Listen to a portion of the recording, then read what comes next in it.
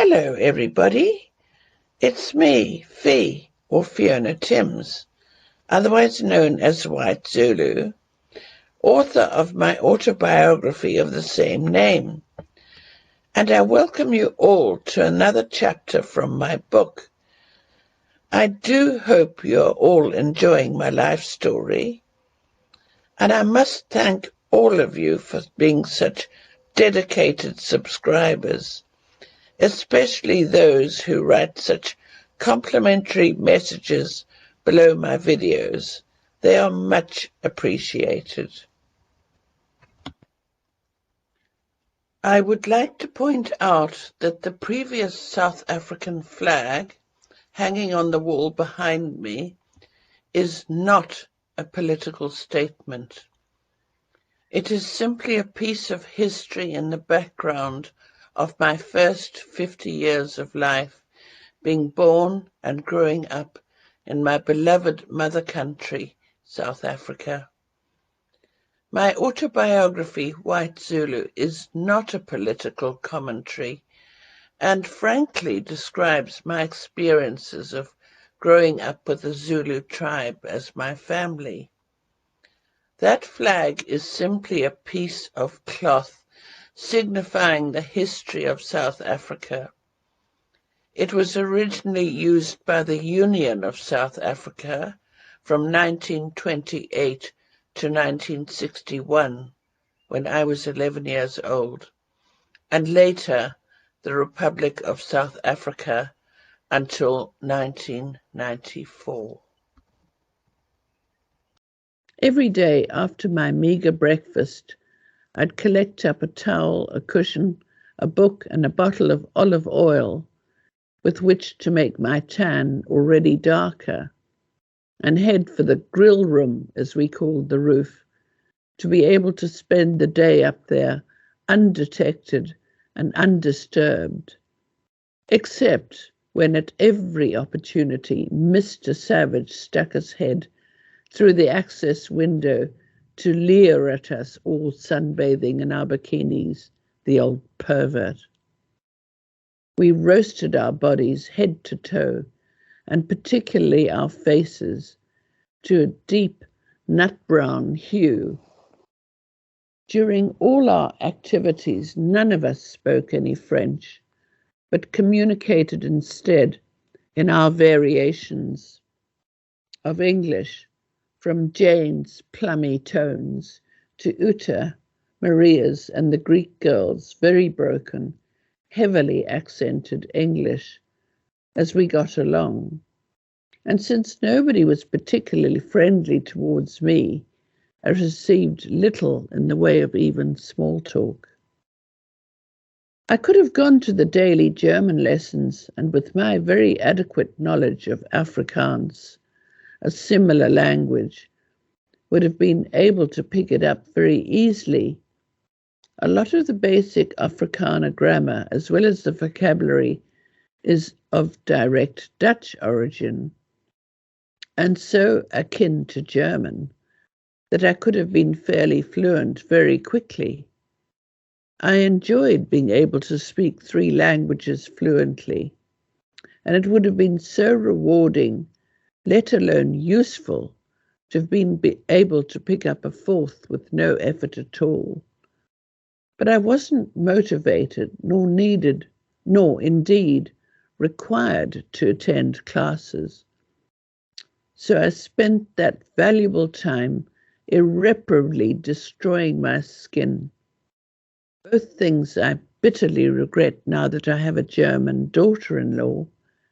Skin disorder called solar keratosis, as well as basal cell carcinoma, skin cancer, on my face, both of which are directly caused by a lot of exposure to sun over the years.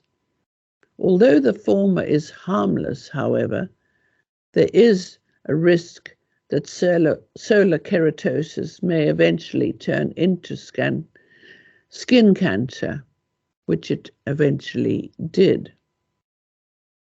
After I'd been at the finishing school for several weeks, leading an aimlessly unhappy, endlessly bored existence, shunned by the others, and unsupervised to the point of neglect by any visible staff.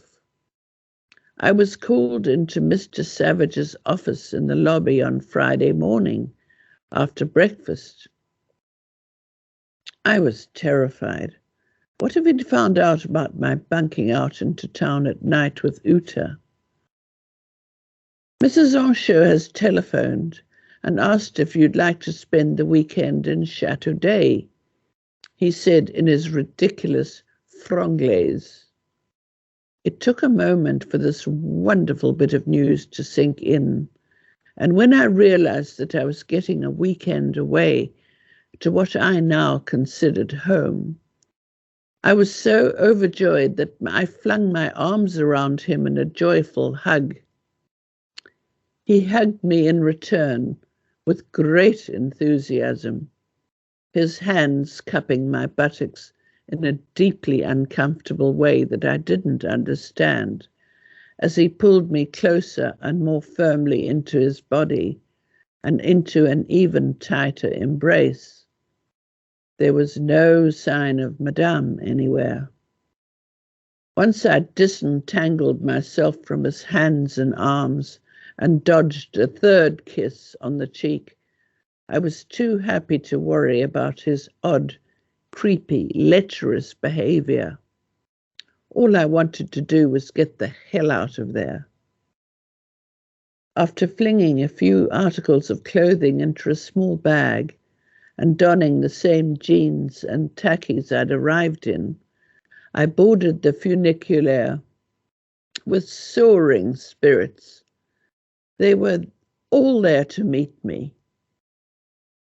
Even though the tiny station was almost opposite the front gates of the Henchoz big chalet, Celeste, with her arms held wide open, Monsieur smiling with his twinkly blue eyes, and even old Therese had waddled across the street to form part of my welcome home reception. Pierre and Catherine will be coming home this evening for the weekend too, said Celeste. I thought it would be fun for us all to be together. We had a wonderful day out skiing on the glacier, Les Diablerets, that Saturday. Therese had made us up a generous packed lunch with all my favourites: garlic saucisson, creamy Swiss cheeses, juicy black olives, pancetta ham, and other delicacies, all stuffed into her still warm, home-baked, crusty baguettes. She also put in bottles of chilled appetizer, fruit, and a bar of Toblerone for each of us. La Vieille Tête knew us well, as she had been living in and working for the Henchoz family since the day Celeste had married. The faithful old woman had helped to raise both the children from infancy and had looked after them, and subsequently all the foreign girls that came through the doors of that warm and welcoming chalet, as if we were her own. Therese had never married, so had no children of her own, and all her maternal instincts overflowed into the family, enriching all our lives. The fact that she was illiterate and could speak only French made no difference, as human kindness and generosity of spirit knows no boundaries. We all adored her, and especially Pierre, who would tease her affectionately until she'd swipe him across the back of the head gently with a feather duster. Like all people who've been born and brought up in Swiss mountain villages, Catherine had skied all her life, and as soon as she'd learned to toddle, had been taken out by her parents to enjoy all the pleasures of the sport available on their doorstep. She could have been an instructor, but was clever and ambitious, and had done her nursing degree immediately after leaving school. She shared a pleasantly spacious flat with two other nurses on the shores of one of those numerous, beautiful Swiss lakes, and worked in a big hospital there. I loved Catherine, as she was so like her dad, warm, friendly, and non-judgmental. She was always the same and treated me like a younger sister, but nothing like my real sisters did. There was no jealousy, no bullying, and no baiting. She was an ally instead of an enemy. The glacier was still very skiable and remained so all summer long. It was as challenging as ever, and we tackled all the runs, one by one. Stopping at the summit of La Dôme at 1 o'clock to eat our lunch, which Pierre had carried in a backpack, we lounged, basking with our backs against a boulder, faces towards the sun, overlooking some of the most perfect views in the world. We could see Mont Blanc standing proudly high above the rest of the Alpine mountain range, iced white, with small wisps of ethereal mist in the valleys surrounding it, far away in the crystal clear air. You are skiing as well as the best of them now. This glacier skiing is the toughest that I know of, Pierre said to me. I do wish I'd been able to be handed my gold medal, though, I replied wistfully. It would have been something to prove I'm as good as you say. We were back to speaking only French, something I hadn't done properly since I'd left the Henchoz family all those long weeks ago, and which I missed terribly. It was very comforting to be back with my Swiss family in what I felt was a safe environment. The so-called school in Vevey seemed too chaotic, the girls so hostile, and the staff non-existent, that I secretly wondered exactly what my parents were actually paying for. Celeste wasn't charging Mum and Dad anything for having me for the weekends. She was simply doing it out from the goodness of her heart, as she liked my company and enjoyed having me around, which was a totally foreign concept to me. I'd been brought up around adults, especially my parents, who had a strong belief in children, including those in their late teens, should be neither seen nor heard, and had employed Zulus to raise us instead, before we were banished to a strict Victorian type of boarding school. After exhausting the glacier as well as ourselves, we went home to shower, change, and go out to dance. We had about 4 options of small discos to choose from, and we hooked up with a group of Pierre and Catherine's friends to trawl from one to the other until at about 3 in the morning, we walked the few hundred yards home to sleep the sleep of the dead. This was in complete contrast for the regular, extremely sleazy nights out I'd been having in Vevey with Uta, and occasionally one or two of the other braver or more foolhardy girls, when we were out in Vevey by ourselves, clearly extremely drunk and irresponsible until God knows what time of the night or following morning. We must have been extremely vulnerable, but nobody seemed to notice or care. In retrospect, I should have told Celeste exactly how things were run at Au Fontanet, and she might have intervened by inspecting the place herself, asking some searching questions, and finding out exactly what did or didn't go on there. Something my parents should have done, but never bothered to. and took the school at face value, judging it by the glossy brochure. Celeste was no fool.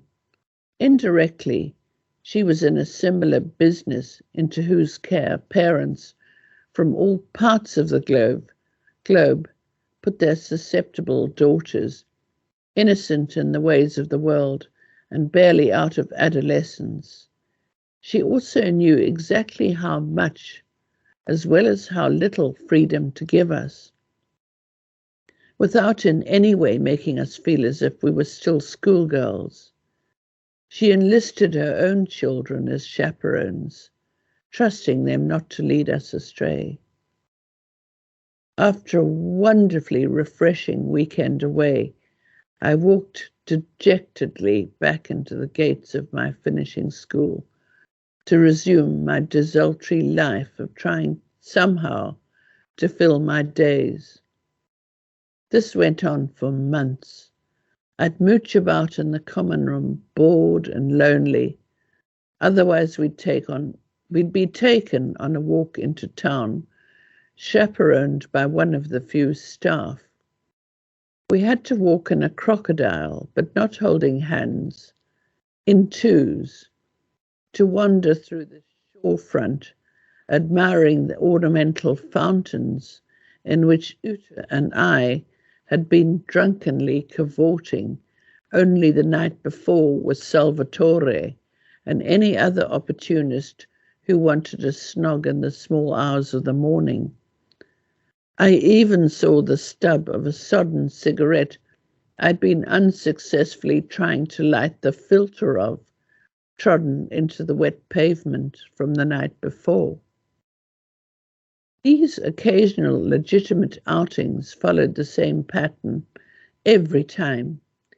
We girls did a bit of cursory sightseeing without a guide to explain what historic or interesting things there were to look at, then split up into smaller groups to quietly loot the surrounding souvenir and other shops.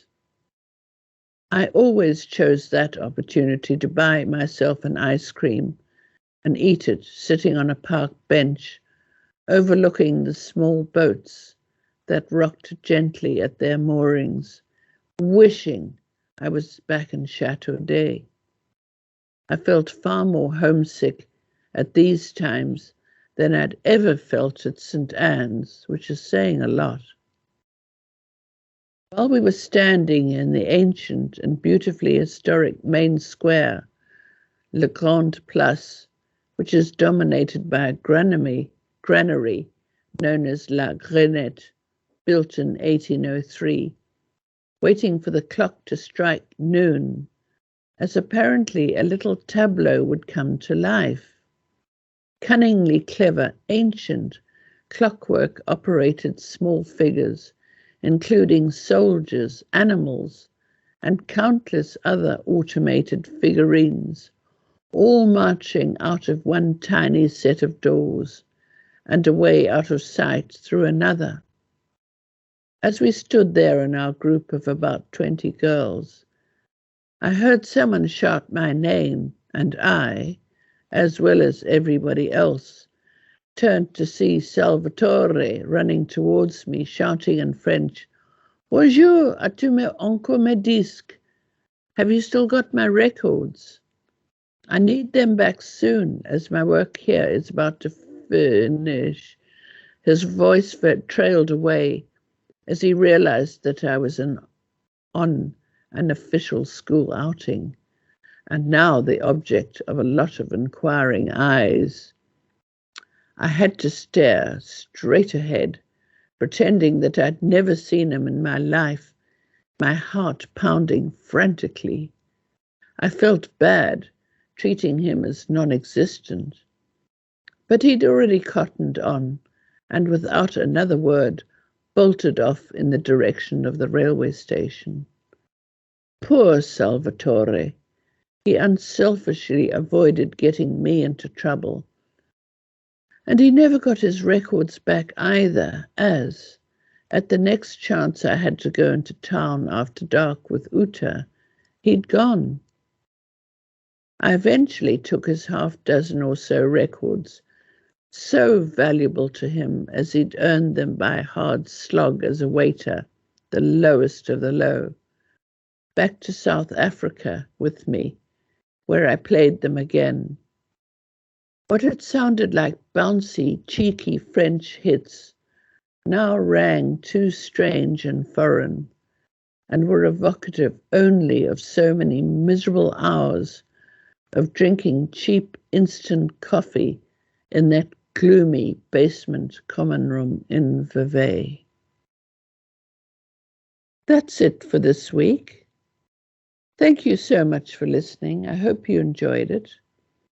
And I'll be back with more as soon as I possibly can.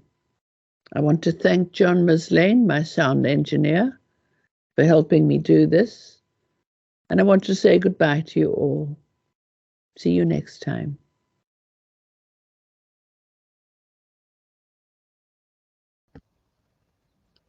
That is all for the time being, and there's more to come next week. I would like to thank John Muslane for putting aside his Friday afternoons to help me produce these videos. Without him, I could not do this. I would also like to thank Sean van Vuren for his sterling work in uploading my videos to my YouTube channel, adding the photos, as well as managing my channel so professionally. If you would like to know more about my other works, I have written 5 books in all, and each one is autobiographical. Please visit my website at www.whitezulubook.com, where you will find a lot more information as well as plenty of photographs. Thank you so much for listening. I hope you enjoyed my life story, and there is plenty more to come. A thumbnail photo will be attached each week, and thank you so much for all your support and all the very kind remarks you make in complimenting me on my work. I really appreciate it. Goodbye.